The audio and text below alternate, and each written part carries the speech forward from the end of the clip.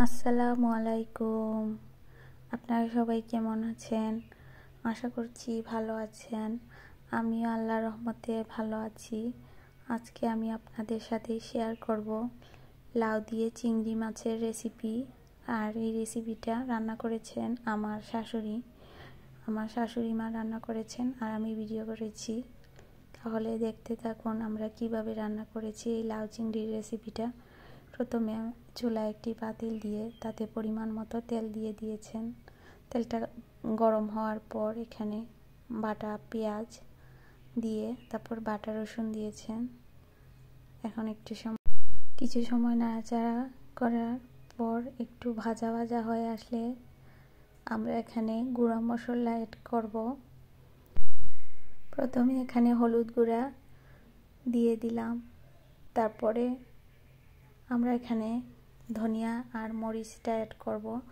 আমরা লাউয়ের মধ্যে এখানে বাটা মরিচ ইউজ করেছি, কাঁচা মরিচ একটু ভেজে তারপর বেটে নিয়েছিলাম, এই জন্য গুঁড়া মরিচ অল্প পরিমাণে দেওয়া হয়েছে। মশলাগুলো একটু পানি দিয়ে ভালোভাবে কষিয়ে নিচ্ছেন। এই যে দেখুন মশলাগুলো ভালোভাবে কষানো হয়ে যাচ্ছে, তাই একটু পানি দিয়ে দিলেন। মশলাটা যত বেশি কষানো যাবে তরকারিটা তত বেশি টেস্ট হবে।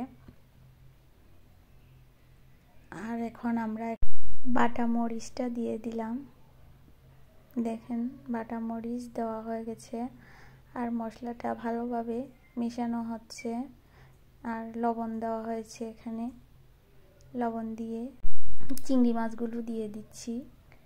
তারপর চিংড়ি মাছ দেওয়ার পর চিংড়ি মাছটা ভালোভাবে মশলার সাথে মিশিয়ে নিতে হবে, এই জন্য কিছুক্ষণ নাড়াচাড়া করবেন। আর চিংড়ি মাছটা মশলার সাথে ভালোভাবে কষিয়ে নেবেন। মাছটা ভালোভাবে নাড়াচাড়া করতে হবে যেন নিচের দিকে জলে না যায়। আর এখানে কোনো পানি ইউজ করেন নাই, মশলার সাথে শুধু মাছগুলোই ভালোভাবে ভাজা ভাজা করে নিচ্ছেন। আর লাউ আমরা আগে থেকেই কেটে দিয়ে পরিষ্কার করে রেখেছি, এখন দিয়ে দিব। এখানে অর্ধেক লাউ দেওয়া হয়েছে।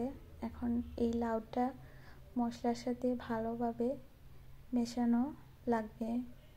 মেশানো হয়ে গেলে বাকি লাউটুকুও দিয়ে দিবেন। নাড়াচাড়া করে মেশানো লাগবে। এই যে দেখুন মেশানো হয়ে গেছে, এখন আমরা বাকি লাউটাও দিয়ে দিব এখানে, যে দিয়ে দিলাম। আর লাউ রান্নাতে কোনো পানি ব্যবহার করা লাগে না, লাউ থেকেই অনেক পানি বের হয়েছে। এখন একটা ঢাকনা দিয়ে ঢেকে রান্না করব আমরা কিছুক্ষণ।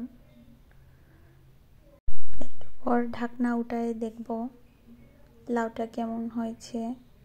এই যে দেখুন ঢাকনা উঠায় দেখলাম লাউ থেকে অনেক পানি বের হয়েছে, একটু নাড়াচাড়াও করেছি, এটা ক্লিপ নেওয়া হয় নাই। এই যে দেখুন আবার দেখলাম, দেখে আরেকটু নাড়াচাড়া করে দিলাম। লাউ থেকে অনেক পানি বের হয়েছে। লাউটা খেতেও খুব টেস্ট হয়েছিল। এরকম লাউ রান্না করলে অনেক টেস্ট লাগে। ইনশাল্লাহ আপনারা ট্রাই করে দেখবেন।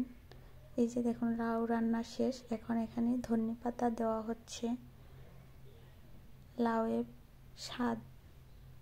আসল স্বাদ হচ্ছে ধনেপাতার মাঝে।